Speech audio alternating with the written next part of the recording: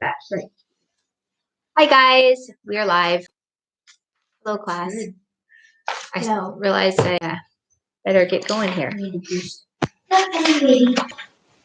Anybody there on the If you were there, say hi. Say hi and tell us what you're doing today. I'm here and I'm watching you. And I'm alive. And I'm alive. That's good. That's good. The Stevens are there. Hi, Stevens. Hello, Melina and Felicity. So today you're going to need your notebook and pencil, pen, and optional colored pencils for hymn class. So did you guys bring all those things? Yeah. I have a pen, not a pencil. Okay. I have a pencil. Pencil. Ah! Thank you. It's a little wild. It'll tone down. Who said that? Mrs. Stevens. What? She noticed my hair is curly. Remarkable. Hello, cousins. Glad to see you there. All right. Well, I think is this everyone here that's coming?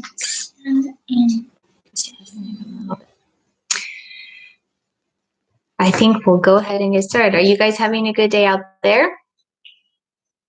Are you guys having a good day here? It's been a little bit discombobulated here. Kind of Monday-ish. Are you having a Monday-ish day out there? I don't know what it is about Mondays. They seem discombobulated a lot. That's because you have to get back in the schedule. Yeah, after the weekend, recover. I don't know. All right. Well, I think, oh, look, Daddy is watching. How unusual. He is working from home today and is tuning in. Can you hear us down in the guest room, Daddy? Since that's where you're doing your work. All right, I think we're going to go ahead and get started. So let's open up with prayer. Cecily, you ready?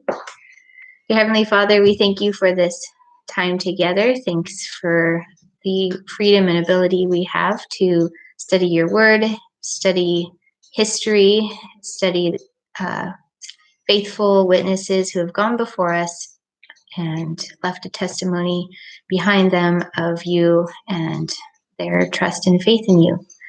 Help us to learn the things that you want us to learn. In your name, amen.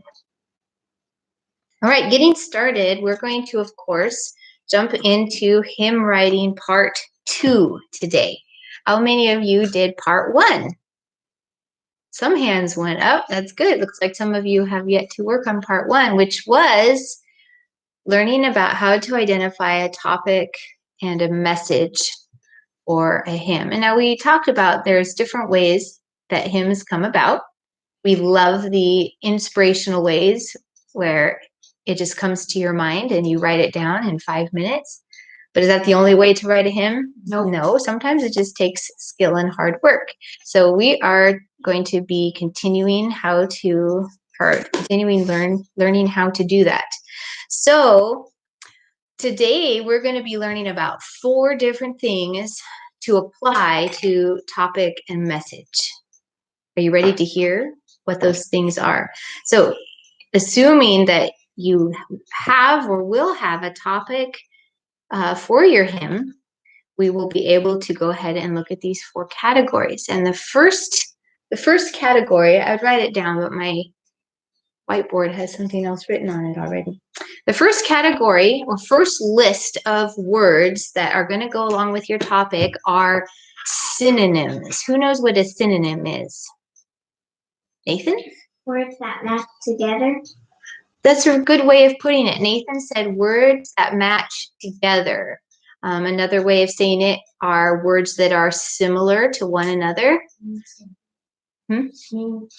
They mean about the same. They mean the same or about the same thing as your main subject, as your main word. So let's think about some synonyms. We're not going to think hymn right now. We're just going to think regular old words. And you can have synonyms of lots of kinds of words. You can have synonyms of nouns, which is a person, place, thing, or idea. You can have synonyms of verbs, which is action, things that we do. And we can have synonyms of adjectives or adverbs. Those are describing words. So let's think of synonyms of an adjective, and let's choose the adjective happy. So can you think of synonyms that are the same or close to the Cheerful. same as happy? Say them loud. Cheerful. Okay. Sure. Joyful, cheerful. Joy. Joy. It's a form of joyful. Smiling. Smiling. About Laughing. cheery. Sunny. Laughing. Happy. Well, happy is the word. Glad. Okay, those are synonyms of the word happy. How about for the noun house? What are synonyms of the noun house? Building. Castle. Can you guys think of any out there? Habitation. Castle. Dwelling place. Okay, I'll let you guys get to look at yourselves for a minute. You tell them some more synonyms. I am hearing dwelling and castle, habitation. Shed. Building. Shed. Buildings. Building. Shack. A safe place. What do people live in over in? Huts. Very good. What about Native Americans? Teepees. Teepees. Log cabins. Cabin. Good. Beach houses. Cottage. Beach house. Oh, I don't see any ideas coming through here. Come on, class. We want some synonyms. Okay, so you can anticipate ahead for the next list. Think of some things. We're going to use the same two words, happy and house. And so we have done some synonyms. Now we're going to do antonyms. What are antonyms? Something that means the opposite. Exactly right. Caleb said something that means the opposite of your subject. So we need antonyms. Let's think of antonyms of the word happy. Sad. And you online class, you can think of some words. I know you can. Sad. Gloomy. Disheartened. Mad. Downcast. Grumpy. Frowny. Frowny. Is that a word? Cheerful. Uncheerful. How about depressed? Despairing. Energy taker. Gloomy. Energy taker. Gloomy. Oh, that's good. Gloomy. Gray. Crying. Oh, Daddy said disgruntled. I don't know what that is. Discouraged. Discouraged. Discouragement might come as a result of unhappiness. Oh, the Steven said cry. Yeah. And the cousin said angry and unhappy. Did anyone say unhappy yet?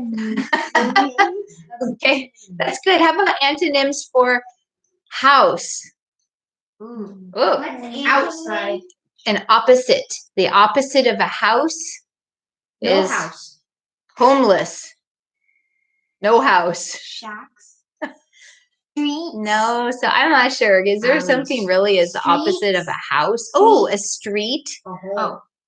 A hole. Well, a cave could be a house, and a hole could be a house.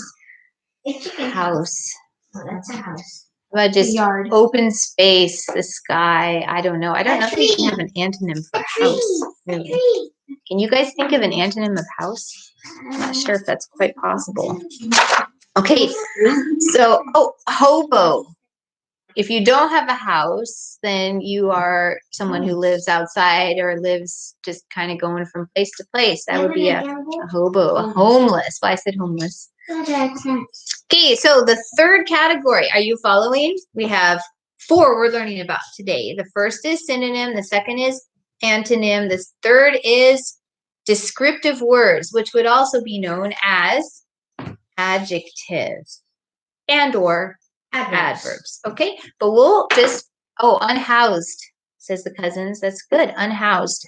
So descriptive words. Descriptive words. How about we just stick with house because now we are describing a noun. Think of words that describe a house. Rickety. Warm. Cat. Warm. Warm. White. Big. Wood. Hot. Hot. It's a hot house. Cold. Old house. Furniture. That would be something that's in the Smelly house, not house. describing the house. Painted. Painted house. And pink. And which we could choose colors, Yellow. couldn't we? Green. Yellow house, green house. Black house. How about pretty house, ugly house, Unpainted. house. teeny New tiny house. house, new house? Giant house. How about haunted house? Old. Gloomy. The Stevens say stone house. Good. Brick house. Old. Old house, Concrete house. concrete, brick. These are all very, Log very cabin. good words. Very good. Okay. And then for the last category, synonym, antonym, descriptive, Verb. and the fourth one is actually Action. taking and getting Preposition.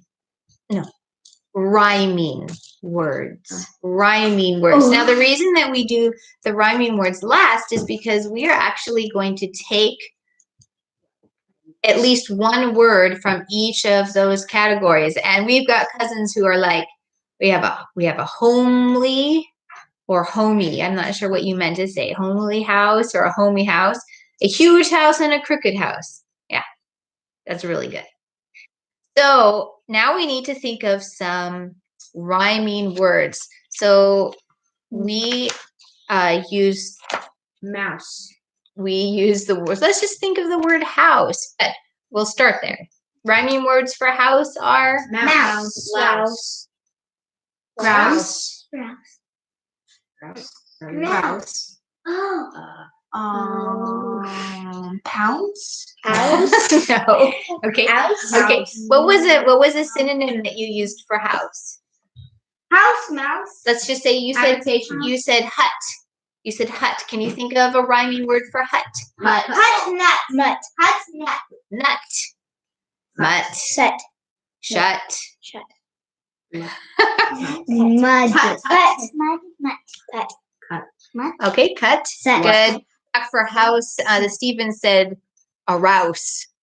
I'm not sure what that means. Does it mean to be aroused? I don't know. An antonym for house. We couldn't really think of anything. Homeless. Let's think of an antonym for happy, which was sad. So let's think of some rhyming words for sad. Glad. Glad. Glad. Glad. Bad. What is it? Now we're thinking of all these one-syllable words. There are other words that could rhyme that have multiple syllables in them. Okay, very good. And then of course we could rhyme with descriptive words. So let's go back to the describing of the house, and we could use the word blue. It's a blue house. Can you think of rhyming words for the word blue? Moo. True. Moo. Moo. Q. Moon. True. Moon isn't quite a rhyming word. True. Okay, good. Okay, good. They for sad, Cuckoo. they have pad. All right. Now that we have an understanding of synonyms, antonyms, describing words, and rhyming words, those are our 4 categories. And we just chose pretty simple words. Now what you're going to do is you're going to do the same thing with your topic.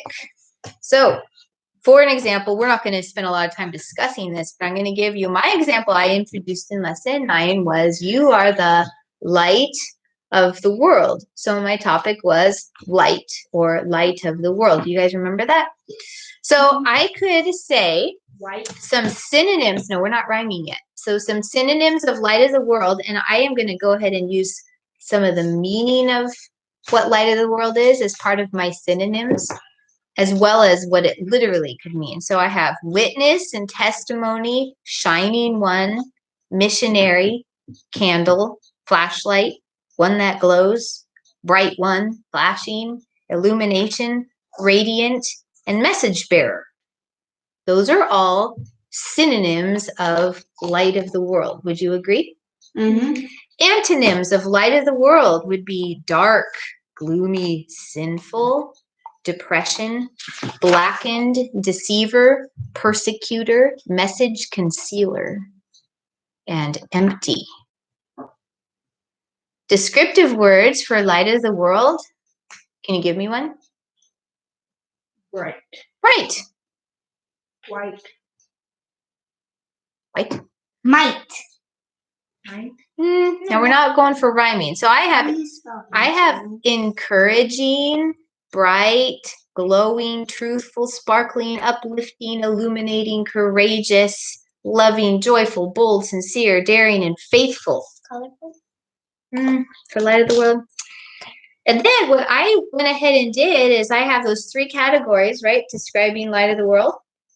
Now I'm going to choose one word from each of those categories and find rhyming words. So for my first synonym category, I have the word, well, bright. So then I have white, sight, kite, might, quite, delight, fight, night, night, like night at night and night on a horse. Bright, slight, right, excite, ignite, and forthright. Antonym for the word dark, which is one of my antonyms. What rhymes with dark? Park, bark, mark, lark, embark, landmark, remark, patriarch, shark, park, and arc. And then for my descriptive word, I chose from my list bold. So how about cold and bold, sold, hold, unfold, behold, mold, rolled, controlled, enfold, tenfold, withhold, marigold, and fold. I didn't say told. Well, there you go. Forgot told. So why are we doing this? Why do we want to have all these words in a list? How's this going to help us with creating a hymn? You have a guess? Words at the end of every verse. Because that's right. If you have a topic and a message, but you don't have any words to convey the message, are you going to get very far? No. So this exercise helps to jog your memories, get them rolling, your minds, I should say, not your memories, and see if you can start pulling up words that help you communicate your message and your topic. Does that make sense? So what are our 4 categories? Synonyms, antonyms, descriptive words, and rhyming words. Rhyming words. Okay, and this is written down here in the lesson content, and it will also be written down in your lesson homework page. So if you don't remember those categories, you can definitely look them up in the material. So your assignment, obviously, for the next 2 weeks is to go ahead and complete these lists. And where are you going to record them? In your notebook. So am I asking you to write any sentences yet? No. Am I asking you to rhyme words together? No. But once you have these lists, do you suppose perhaps in the back of your mind you might start thinking, how could I use one of these words in a sentence? Sure. You start mulling it over in your mind, but you don't have to write any of it down. Just start thinking about it. You might surprise yourself how easy it is and how uneasy it is. So anyway, we are going to jump now into the hymn history part of our lesson. Are you guys ready for this? I'm just writing it down. So Oh, okay. Okay, so in the last 2 lessons, if you guys out there remember too, we have been learning about 4 different streams of Western church music that have affected the way that Western church music has happened. Do you remember the 4 church streams? William is saying he does. Can you name all 4? Evangelical, the churchly, the African American, and the American Protestant. That's very good. Okay, did you guys hear all of that out there? Yes, those 4 streams. In the last 2 streams before that, before today, we learned about the evangelical stream, which involved the people who had kind of separated themselves from the uppity high church of England or high church of Scotland. They were either still part of them as the low church, the low Anglican church, or they weren't even fully involved in the church, the Anglican church at all. They were kind of doing their own thing, especially based off of what the Wesley brothers and other of these revival preachers had started. Today, we are going to move to the churchly stream. And I know we were talking about this a little bit earlier before class. So the churchly stream are the hymn writers that came from the high church, the regulated state church. Now, this is different than the Roman Catholic Church. This is still the Anglican Church. So we're talking about the Church of England, the Church of Scotland, the Church of Ireland. And it is sometimes referred to as the High Anglican Church. So during the mid-1800s, you following along?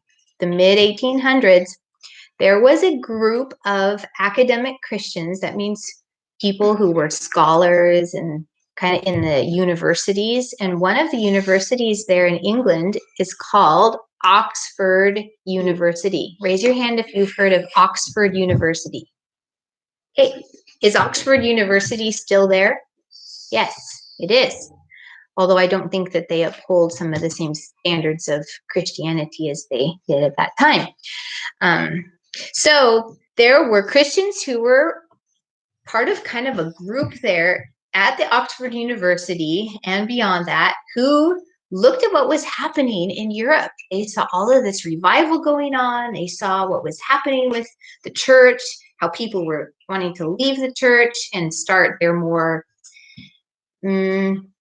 contemporary churches, or whatever they wanted to call them, okay, kind of get away from the government state church. And they saw some things that really concerned them. And one of them was approaching God in a casual, unholy manner. You understand what I mean by that? Like relationship with like it was becoming too loose and familiar for these people. They said, we're losing a reverence and holiness for God. We need to get back to some of the holiness and reverence that comes about through the form of, we don't want to go to the Roman Catholic Church because we don't agree with everything that the Roman Catholics say is true. One of which was, you have to have good works in order to get to heaven.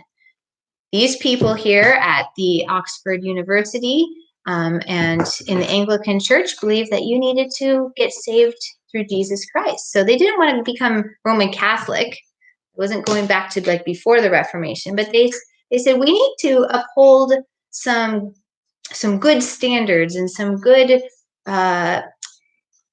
rituals, and we need to not forget some of these things that we've had in our past. So this was a special time in history that actually was given a name, and it was called the Oxford Movement. So it became a very well-known group of people. It was a very large group of people during that time who went around promoting, let's get back to this way of worshiping God. Okay, so there were hymn writers that came out of the churchly stream, as we call these people, who still desired to be part of the High Anglican Church. They had different reasons that they wanted to be a part of that. They liked the ritual, they liked the structure, they liked the reverence and the holiness that brought. And so they chose to be a part of worshiping God in that way. So does it mean that these people did not really love Jesus just because they didn't go along with the more revivalistic approach that was happening in Europe? Mm-hmm. No, it does not mean that. It means that these people loved Jesus, and for one reason or another, they still chose to worship God and to carry out their obedience to Him in this way.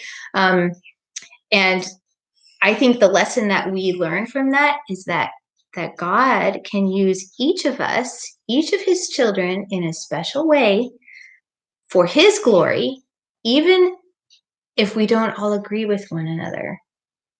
Isn't that true? Are we always going to agree with one another as Christians? No. And sometimes it can be frustrating to look at things differently from one another. But ultimately, if our heart is for the Lord, he can use us for his glory. And I think you will be surprised how many of our hymns that we really, really love come from the churchly hymn writers, which means that if we had lived during that time and had being distracted. If we had lived during that time and we had known these people, we probably wouldn't have been at the same church. Maybe. Okay. But we still can enjoy the truth of scripture that they incorporated into their hymns. Does that make sense to everybody? Okay, so we are going to learn about two main guys here today. So you're going to open your hymn notebooks to a fresh page. So go ahead and do that. And at the top of your page, I would like you to write Churchly Stream. Churchly Stream.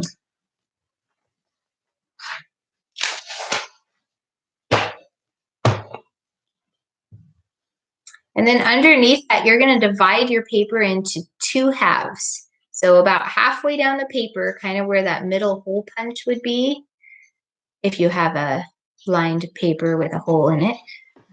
Otherwise, about halfway down your paper, draw a line that goes across like this to divide your paper into two parts. You have the upper part and you have the lower part. Under the words Churchly Stream, you can also just draw a line underneath it, okay? Like you're just drawing a line. Okay.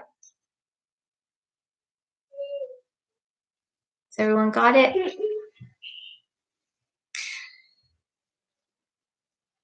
So the first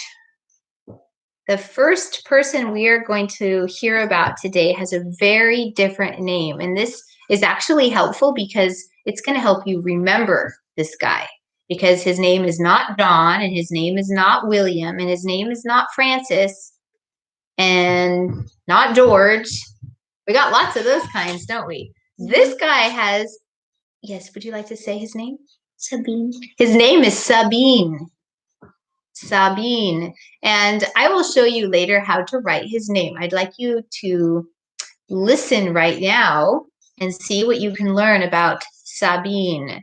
His whole name is Sabine Baring Gould. Is that kind of different?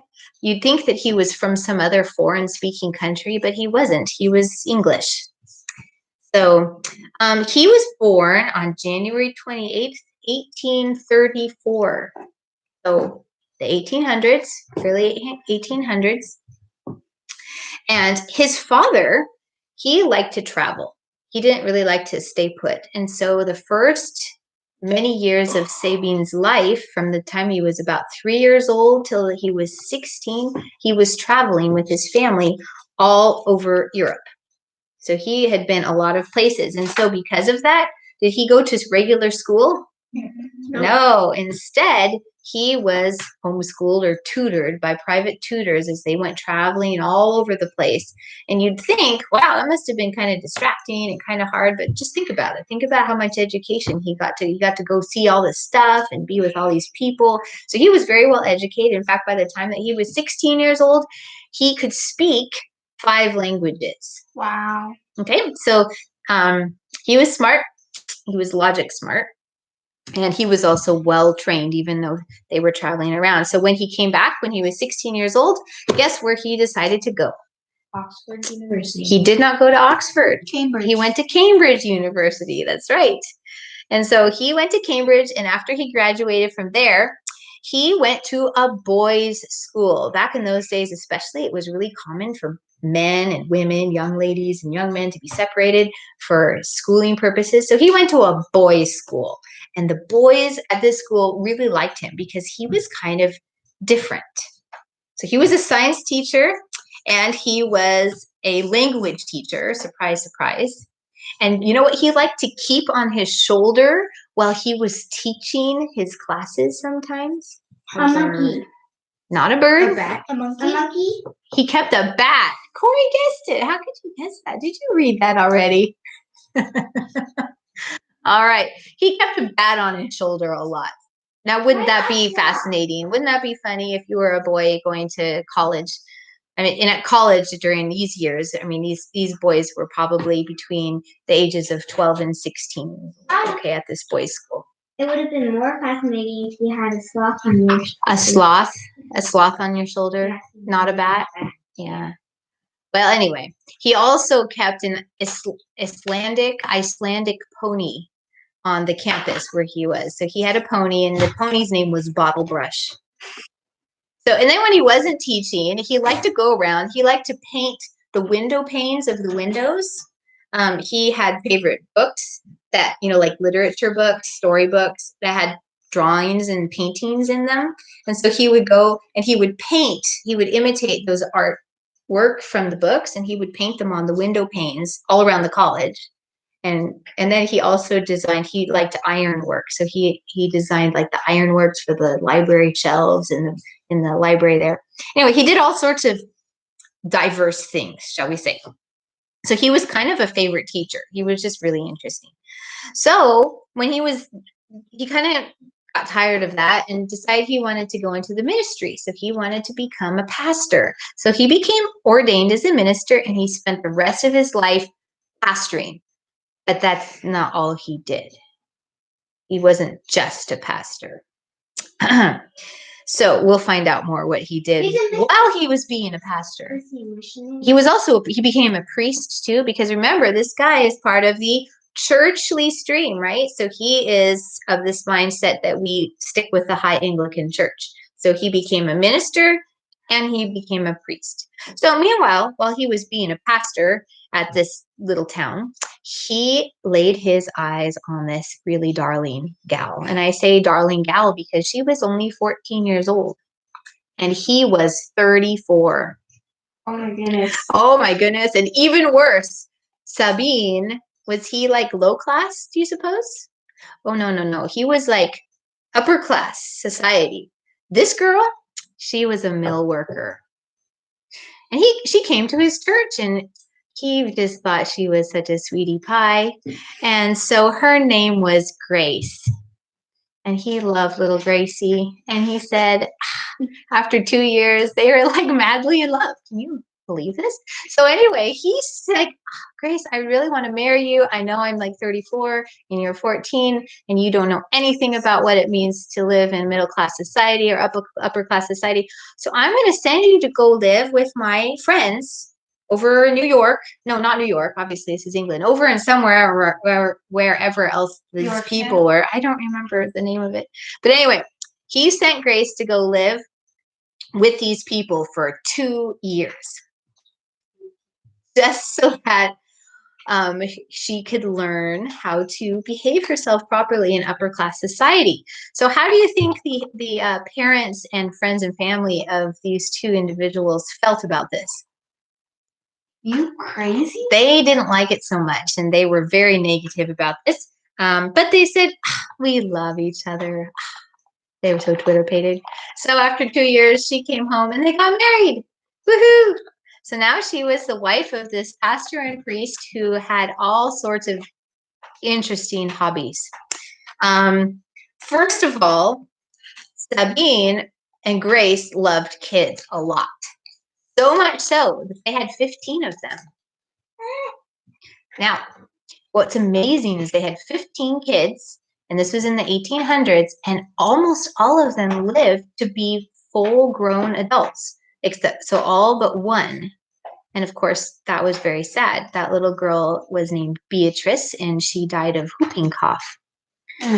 But very unusual for 14 children from one family to live to adulthood in the 1800s, and the fact that Grace survived during she gave birth 15 times and had no problems. So and by the way, the oldest child, whose name was Mary, and the youngest child, whose name was Grace, they were only 22 years apart. So that means that Grace, Mama Grace, spent most of 22 years being pregnant. Anyway, I just think that's amazing. Hats off to Miss Grace. So, and Cecily Grace, one of their little children's names was Cecily. Isn't that sweet? So anyway, I was really fascinated. They had some really interesting, they had Veronica and I don't know, they had some really fun names for their kids. And anyway, totally that. So if you didn't think that that would keep him busy enough, so he's pastor, he was ordained as a priest, he was a daddy to 15 children. And in addition to that, these are some of his other hobbies. Are you ready? He was a writer. He wrote lots and lots of books. Some of them were just story novels. He was an archaeologist.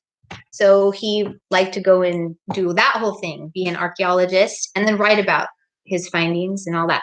He was really into folklore. So that means folk stories, things that have been passed on through the years. He was into legends and myths and history, and he wrote book of poetry, he wrote hymns. And if that wasn't enough, he was a contractor. And he was well, that's what we would call it now, but he was into building.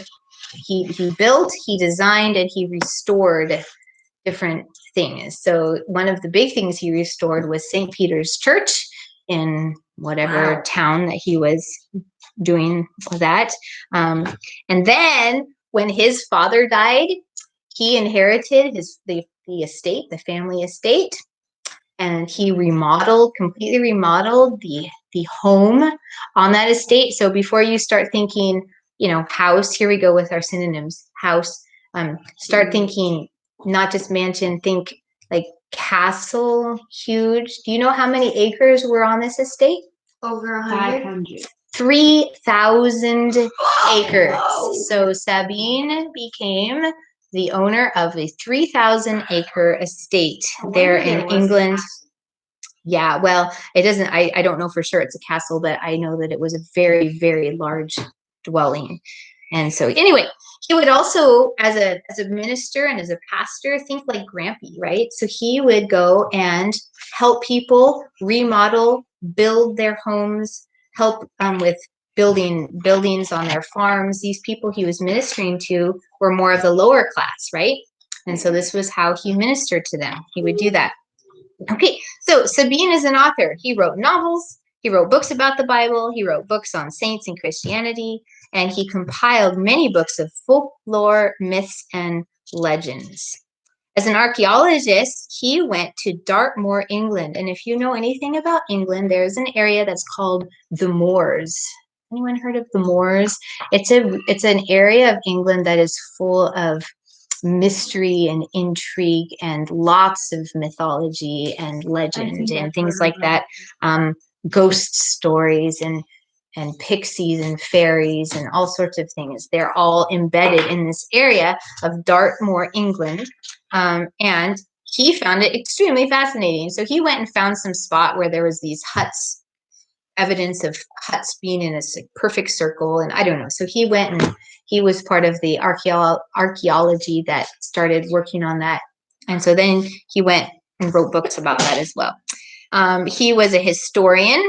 So his travels enabled him to go and talk to people all over Europe and England, and he would hear all sorts of stories passed down from generation to generation. And he thought these need to be saved, so he wrote them down in books. He also had some very interesting things to write about. He wrote about ghosts and werewolves and strange myths and ideas.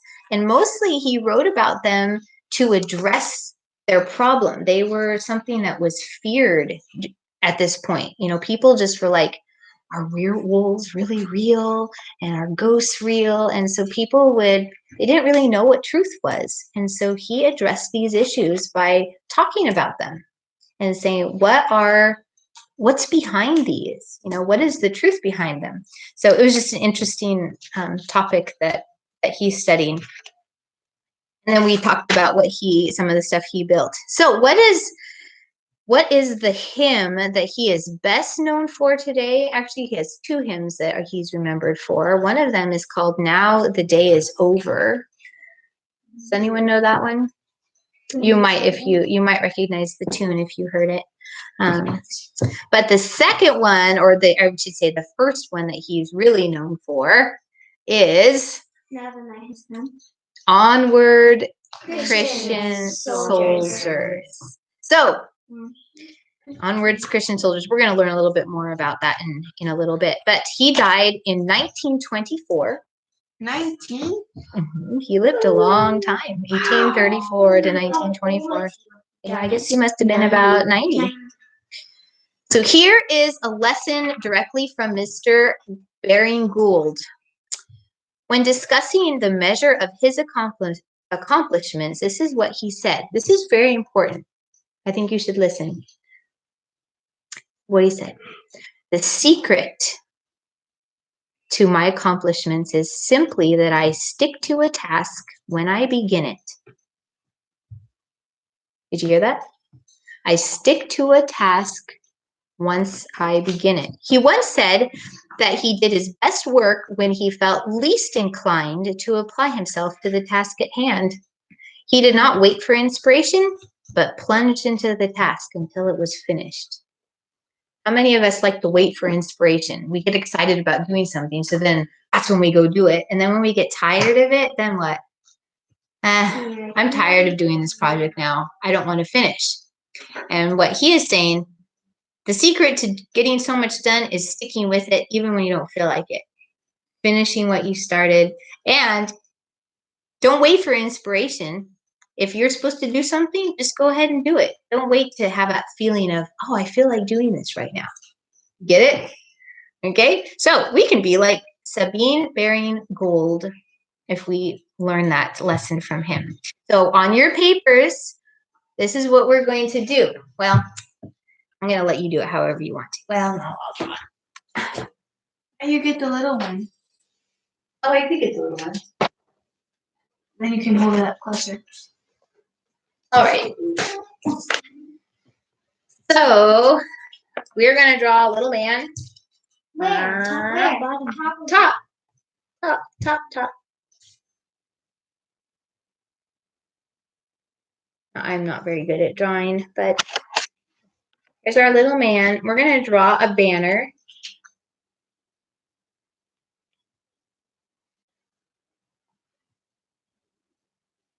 So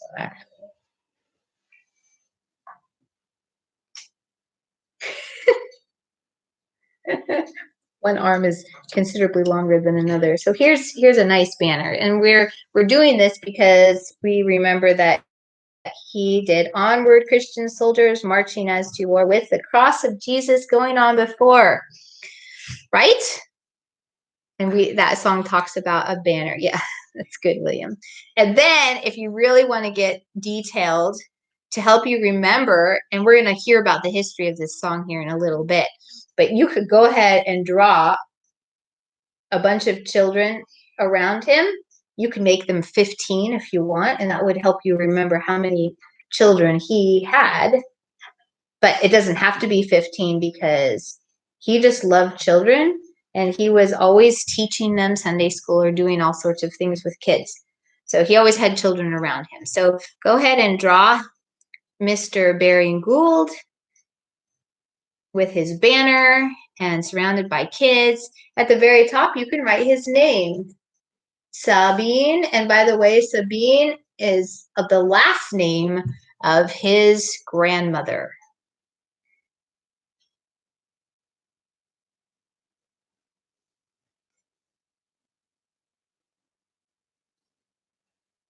All right, so you can write that at the top or you can write it underneath. It doesn't matter. But here is how you spell Sabine Baring Gould.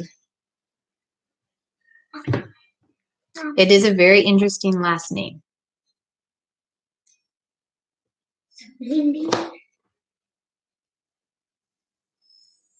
All right, well, you finish that up. We're going to move on to our second guy. And his name was Robert Grant. So a lot more straightforward name there.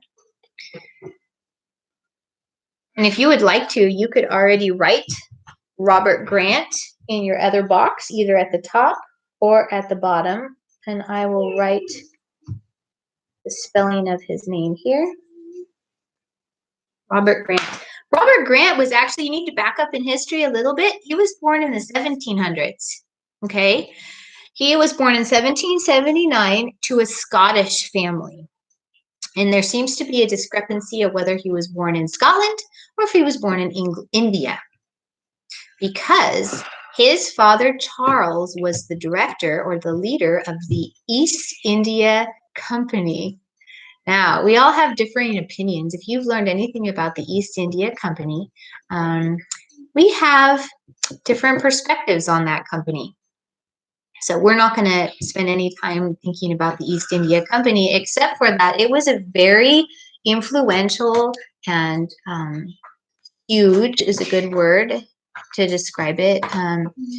Company that especially was controlled by the British, and they controlled commerce, they controlled government, they influenced many aspects of things, especially that was going on in India, which then affected many other parts of the world. There were good people and not so good people that were part of the East India Company. Charles was Robert's father, and he was a good man. He was a good guy. Now,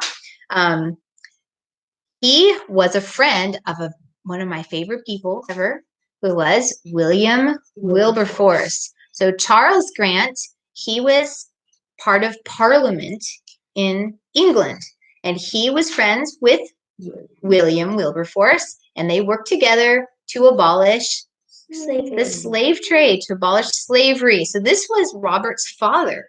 So he had this really great heritage, this father who was in law, who was very influential, and who was also director of the East India Company, which was over in India. So definitely very involved.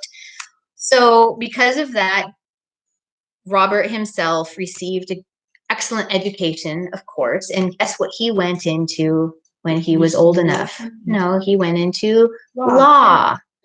And he eventually became a member of Parliament himself in 1818. And while he was a member of Parliament, was slavery done by that point? Yes, it was. So he used his influence to advocate for another group of people.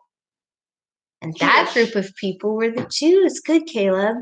The Jews were being looked down on, persecuted, and a lot of things that needed to change there in England and Britain towards them. And so Robert took that upon himself to work on while he was in Parliament. And eventually he became the governor of Bombay, India, and the director of the East India Company. Surprise, surprise.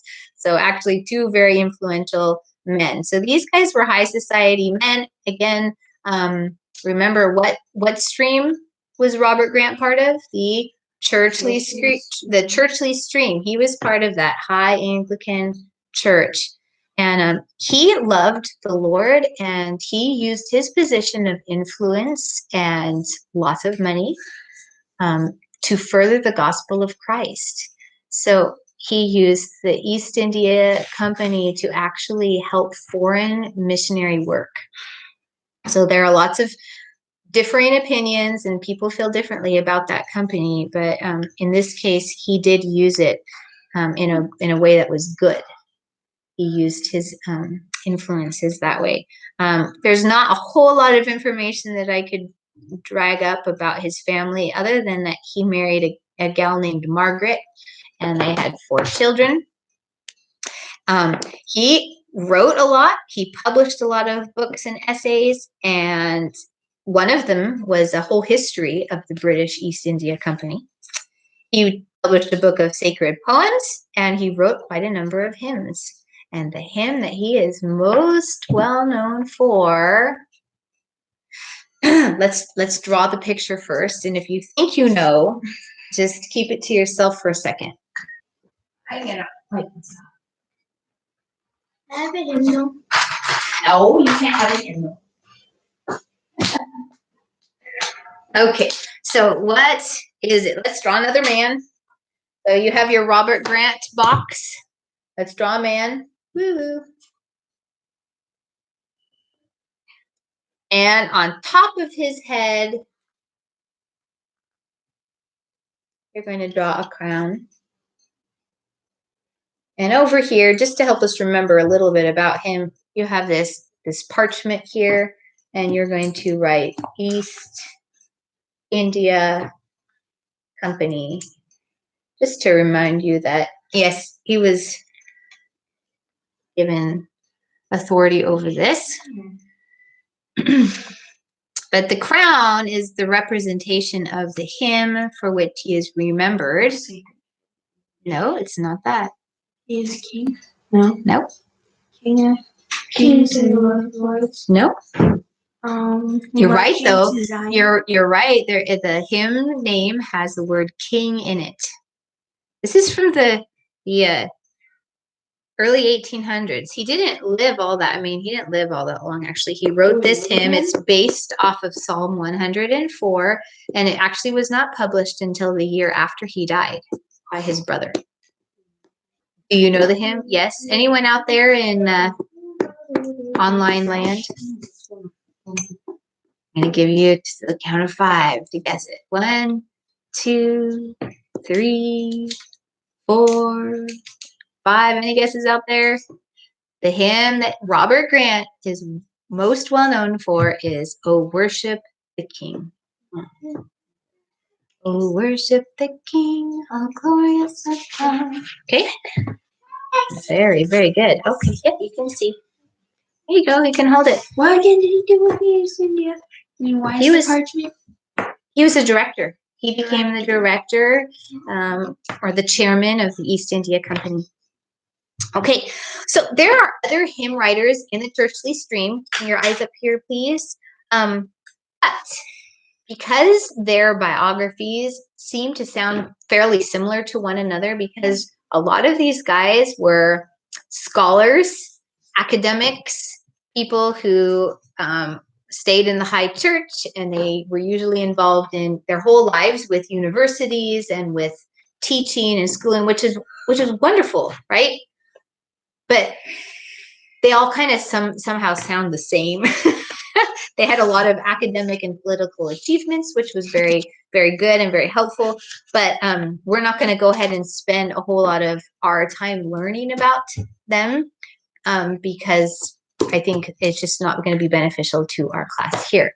But I don't want to forget them and not mention them because, like I said before, I think you'll be surprised at how many of the hymns that you know and are some of our favorites came from the Churchly stream of hymn writers. So I'm going to pull this board over here because I also wanted just to point out just what a thick time of hymn writing the 1800s really was. Okay, you people online, can you see the board?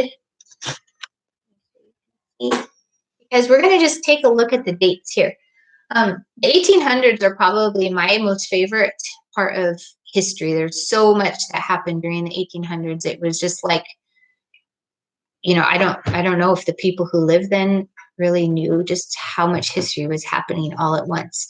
But I love to wonder, like, all these people lived pretty much at the same time. Tons of people that became famous all lived at the same time, and you wonder, had they heard of each other? Did they know each other? And you know, we don't always have any way of knowing the answers to that. But let's look at the ones we've learned about so far, just from these two streams, the evangelical stream and the Churchly stream. And you'll see that I put them in chronological order, starting with one that we just learned, Robert Grant, who actually was born in 1779. These are their birth dates, okay, not when they wrote hymns.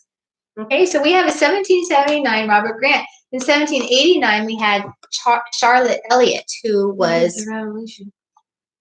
What? End of the Revolution. Yeah, but remember, these are all European people.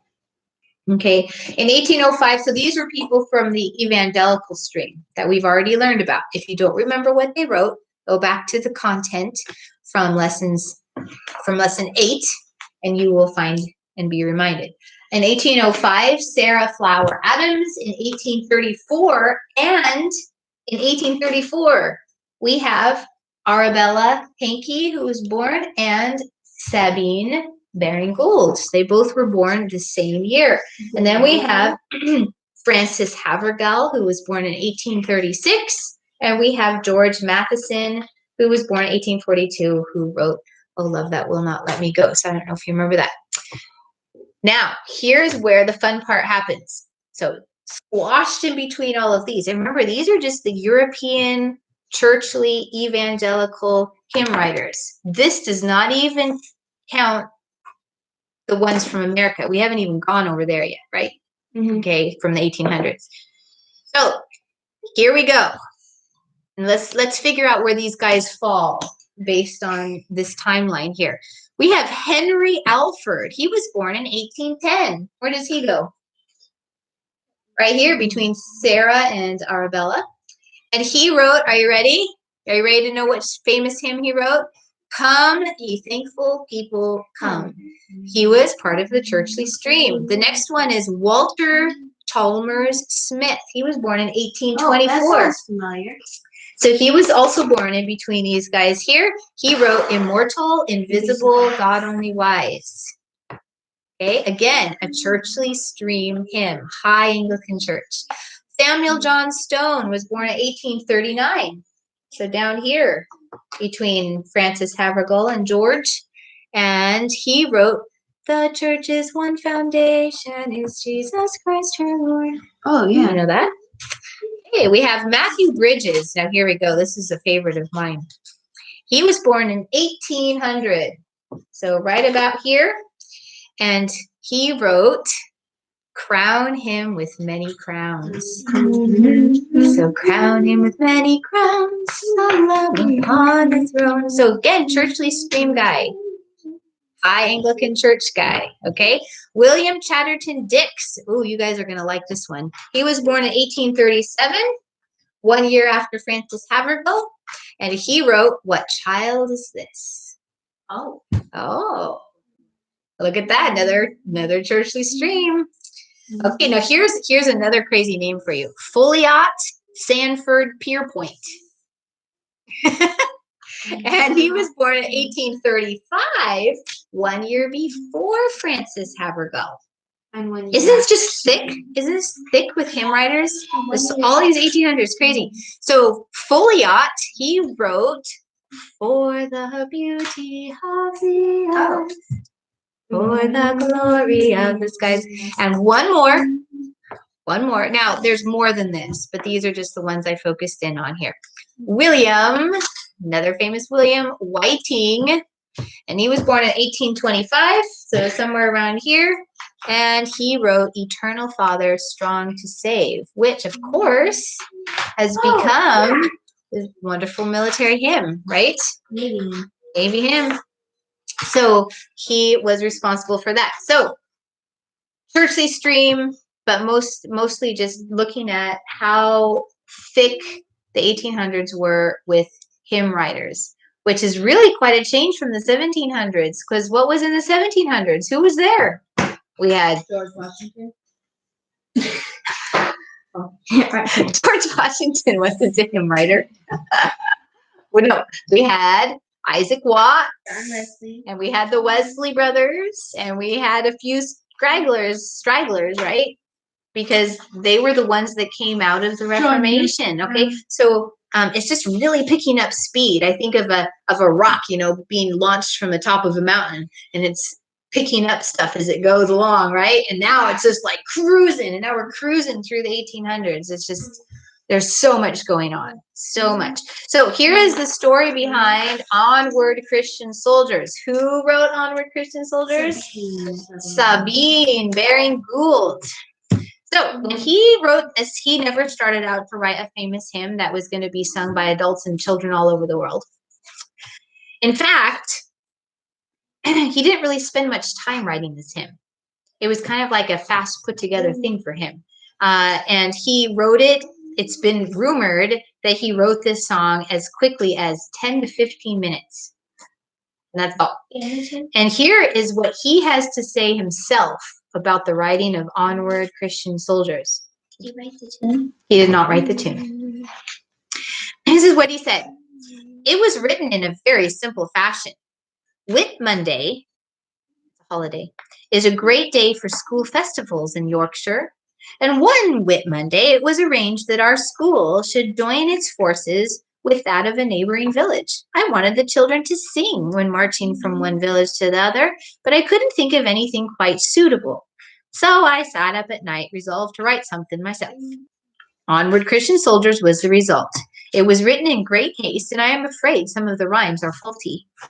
Certainly nothing has surprised me more than its great popularity. So I bet. So that was how it came to be written. It was a marching song for kids because remember I told you he really loved kids. And in addition to all those crazy hobbies that he had, he loved to teach them and he liked to do things with them. When Winston Churchill and Franklin Roosevelt met in August 1941, what was going on in 1941? Some war. World War II. World War II. On the battleship, the HMS Prince of Wales, to agree on the Atlantic Charter, a church service was held for which Prime Minister Churchill chose the hymns. He chose Onward, Christian Soldiers, and afterwards he made a radio broadcast explaining his choice. This is what Winston Churchill, who was leader in Britain during that time, and who was Franklin Roosevelt. Oh, our president. He was the president for the United States of America. All right, this is what Winston Churchill said. We sang Onward, Christian Soldiers indeed, and I felt that this was no vain presumption, but that we had the right to feel that we were serving a cause for the sake of which a trumpet has sounded from on high. When I looked upon that densely packed congregation of fighting men, of the same language, of the same faith, of the same fundamental laws, of the same ideals, it swept across me that here was the only hope, but also the sure hope of saving the world from measureless degradation. So he was referencing that serving God was the only hope. Okay? That God's hand at work was the only hope. So you all know the first part, Onward, Christian Soldiers, right? Marching us to war with the cross of Jesus going on before, which is the chorus. I'm going to read two verses that are, for one, for sure, is not found in most hymnals, and often this other one is not found either. So let's listen to these two verses. What the saints established, that I hold for true. What the saints believed, that I believe too. Long as earth endureth, when the faith will hold, kingdoms, nations, empires in destruction rolled. Crowns and thrones may perish, kingdoms rise and wane, but the church of Jesus constant will remain. Gates of hell can never against that church prevail. We have Christ's own promise, and that cannot fail. That one is sometimes included in the hymnal. But then, of course, the last verse, you know it. Onward then, ye people, join our happy throng. Blend with ours your voices in the triumph song. Glory, laud, and honor unto Christ the King. This through countless ages, men and angels sing. So there you go. So Mr. Sabine Gould, Baring Gould, had a neat piece. I wish I could sit down and write a hymn in 10 to 15 minutes. By the way, the tune to that was not put together for quite a little while after that. But once it was paired with that, it became very, very famous and well known.